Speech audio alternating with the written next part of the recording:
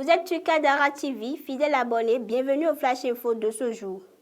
Au Bénin, la campagne agricole en cours suscite des inquiétudes. Les agriculteurs de la commune de Tchaourou s'interrogent sur la durée des prochaines pluies. Après les premières pluies qui avaient favorisé les travaux de préparation de la terre, il a été observé un arrêt brutal des précipitations jusqu'à fin mai.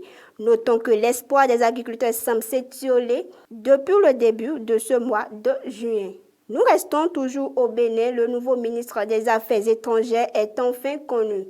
Tchegoun Bakari, récemment nommé ministre conseiller aux investissements à la présidence de la République, est le nouveau ministre des Affaires étrangères en remplacement de Aurélien Agbenochi, débarqué du gouvernement il y a de cela quelques semaines.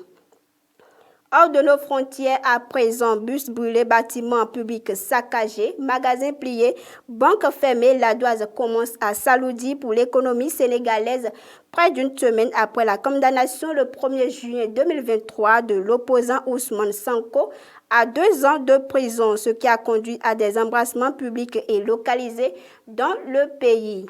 Toujours hors de nos frontières, la balance commerciale de l'Algérie a affiché un excédent de 3,5 milliards de dollars durant les 4 premiers mois de l'année 2023. Elle enregistre régulièrement des excédents durant la montée des prix de l'hydrocarbure qui représentent environ 93% du total des exportations du pays. Notons que les principaux clients de l'Algérie sont l'Italie, l'Espagne et la France.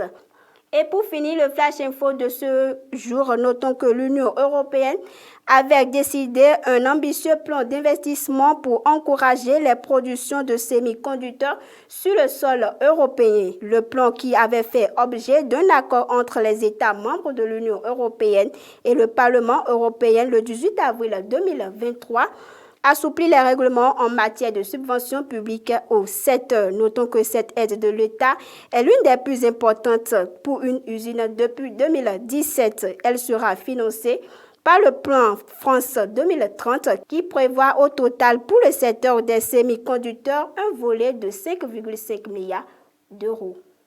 Et ce sera tout, fidèle abonné de Kadara TV, la chaîne de l'entreprise. Merci de nous avoir suivis et à demain pour un autre numéro.